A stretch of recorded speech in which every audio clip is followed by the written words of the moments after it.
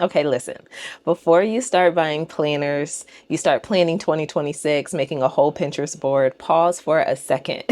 I know it's the season where everyone's talking about goals, new routines, new habits, but if you don't check in with who you are right now, you're going to build another year from survival mode, and that is not the woman we're becoming. Saying this because today I have been all over the place.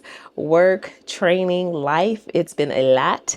And I almost talked myself out of recording this video because I didn't feel put together enough.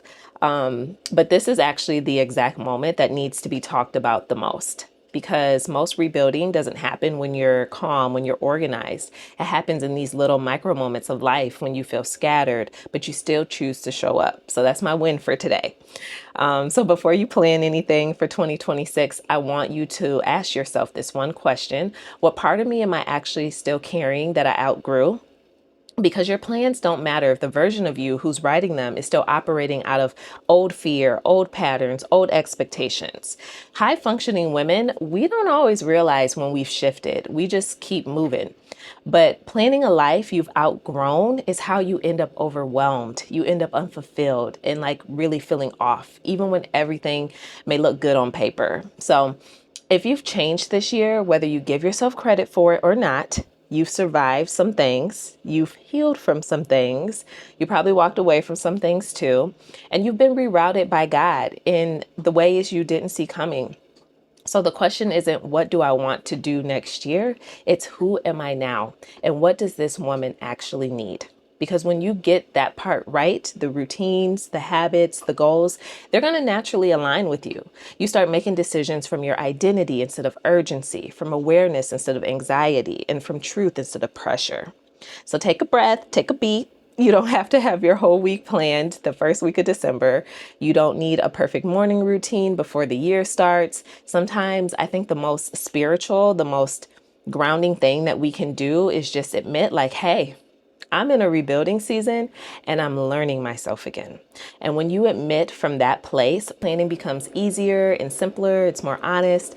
Instead of here's who I'm supposed to be, it becomes here's who I'm becoming and here's how I want to support her in 2026.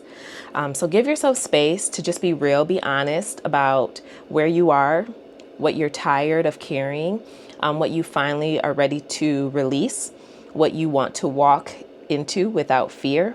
Let the planning come after the self-check. That's how you build a year that feels like peace instead of punishment, especially if you're coming out of survival.